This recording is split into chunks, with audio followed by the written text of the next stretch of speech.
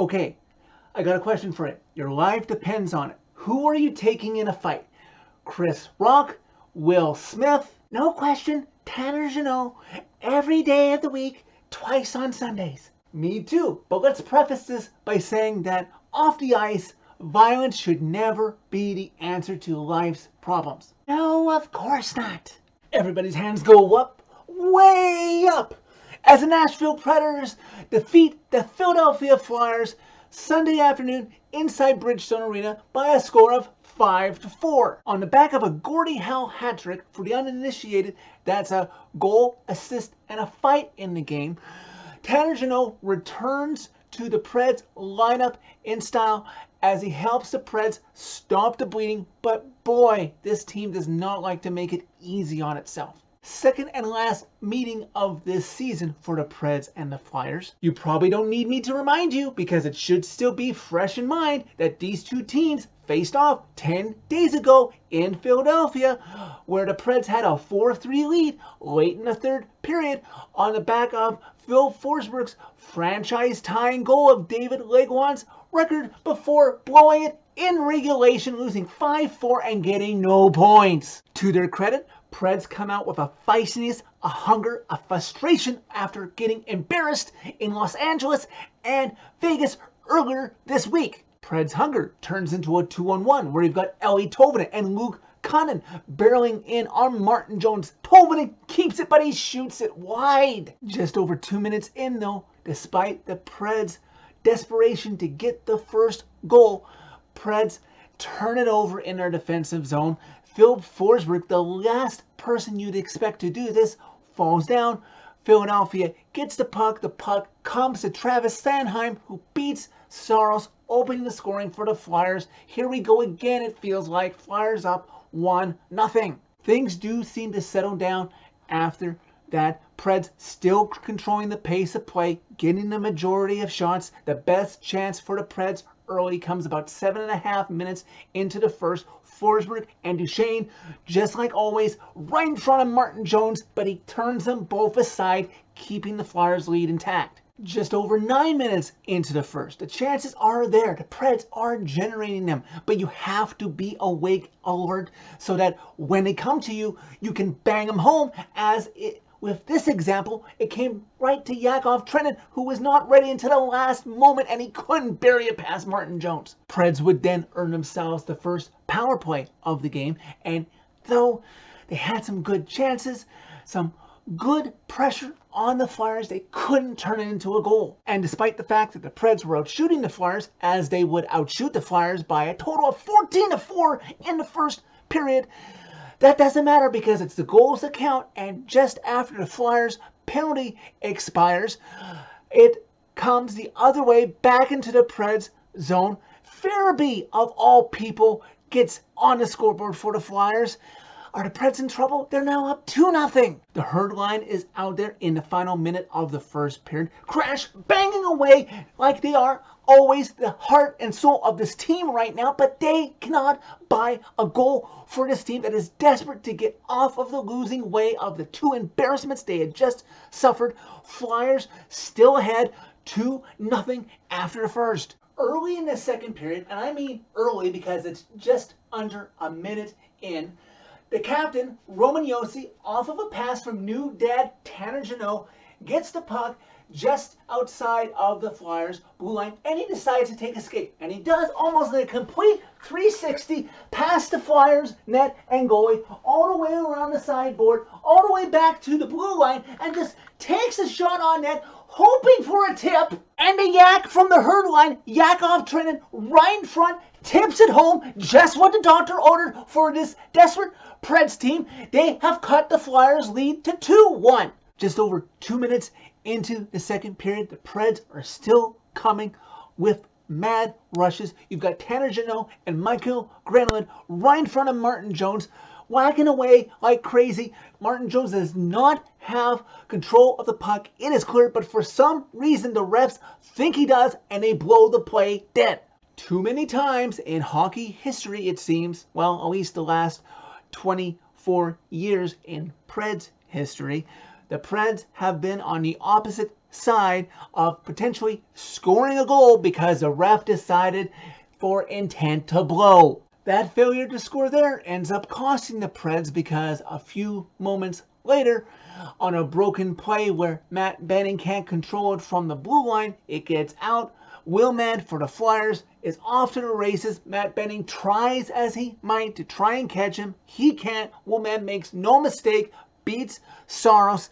Flyers 2-goal lead extended, now up 3-1.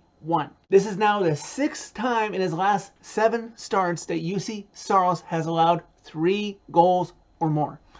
Yes, in some of those games, you can't blame him for the wins or the losses on goals he lets in. You don't really blame him because he played pretty well against Toronto.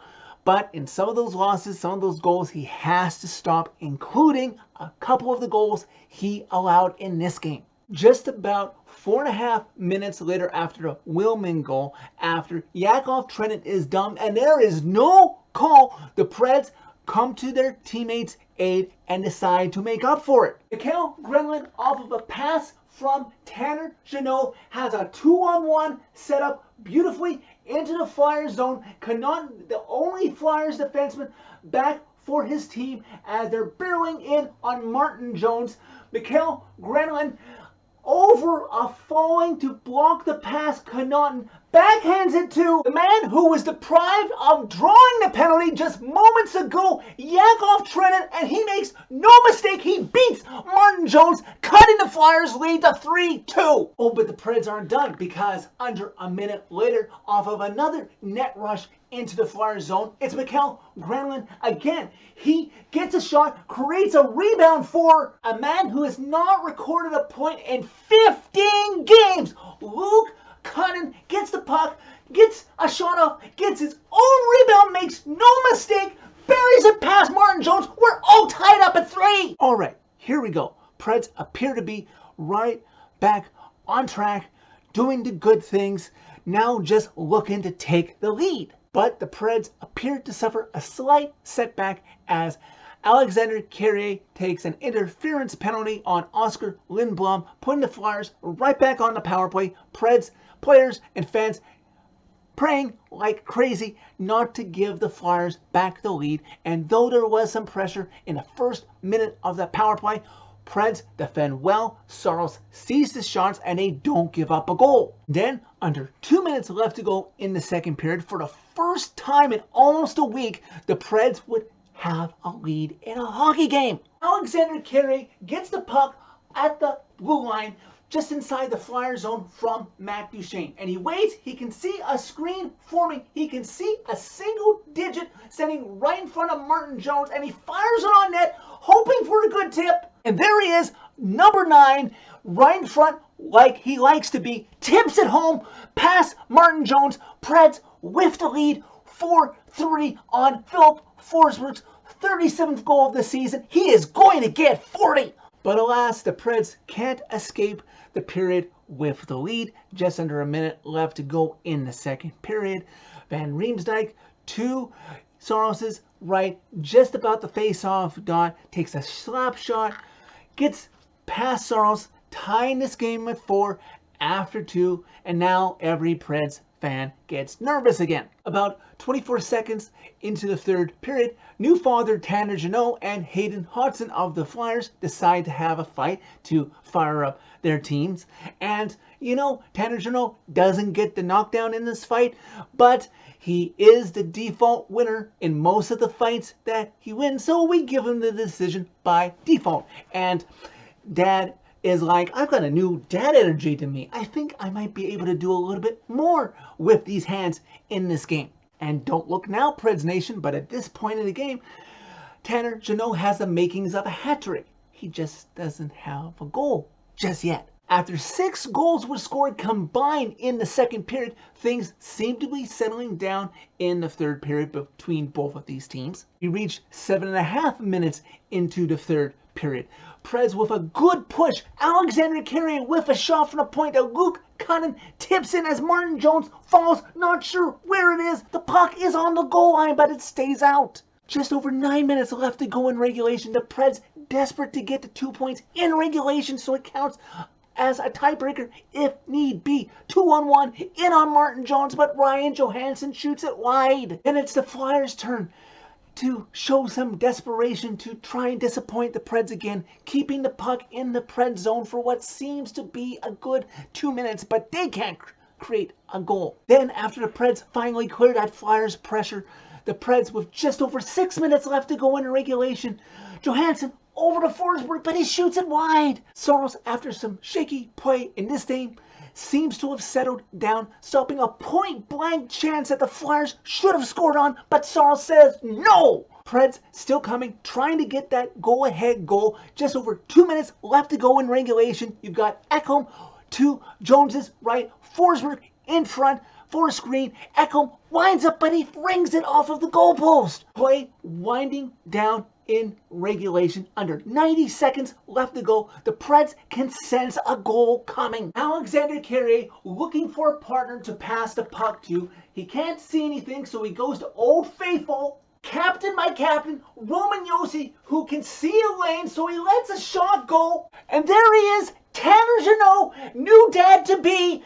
This one is for Jayce. He tips it home off of Josi's shot. Pass Jones. Preds have a 5-4 lead. He's got the hat trick that I alluded to earlier. A goal, an assist, and a fight. And the Preds have the crucial lead. Flyers pull Martin Jones as we hit a minute left to go in regulation as they enter the Preds zone. Desperate to try and tie this game back up again. They have some good looks, but a crucial block on a pass mid-ice by Roman Josi breaks up a crucial play. Clock winds down. Preds win this one that they desperately needed by a final score of 5-4. Preds don't make it easy on themselves sometimes, but in the clutch, they got it done. They got the W in regulation, which could be key for this team in terms of a tiebreaker, either for playoff positioning or even making the playoffs itself. Again, if you're tied in points, the first tiebreaker is regulation wins, and then the second tiebreaker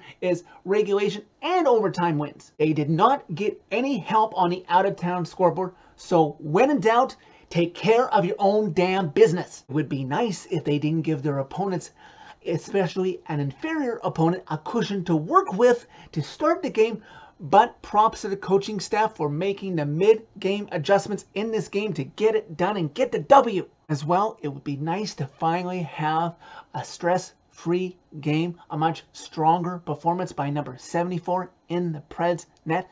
But that will come in time as the defensemen who are not dressed right now due to injuries come back in the game, and the defense will get stronger and the defensive play in front of him, and I think Saros will make his adjustments when need be. Now, the easy week continues on Tuesday. At least you would think easy week when the 5th worst team in the league, the Ottawa Senators, come to town. The week continues of expectations. No excuses not to come out of Tuesday's game, which is in Nashville, with another W. The Sens are playing out the string as well. They're going to be playing fast and loose. Don't take them for granted. Just play your game, and you should be able to get the 2 points. Interesting factoid to leave you with, Preds Nation, as I wind up this Preds fan reaction video. I have mentioned this on social media, but not so much in these videos.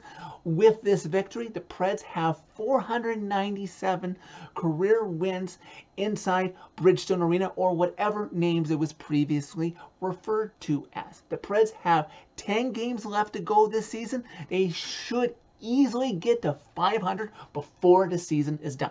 So that's it for this video. Thank you very much for watching. As always, click a like if you liked this video. Click subscribe if you really liked it. You can find my social media as always by clicking on a channel name. Tell all your friends about Redemption. Sweet 16 games for the Preds left to go in the regular season. This team is making the playoffs. We just have to manifest it.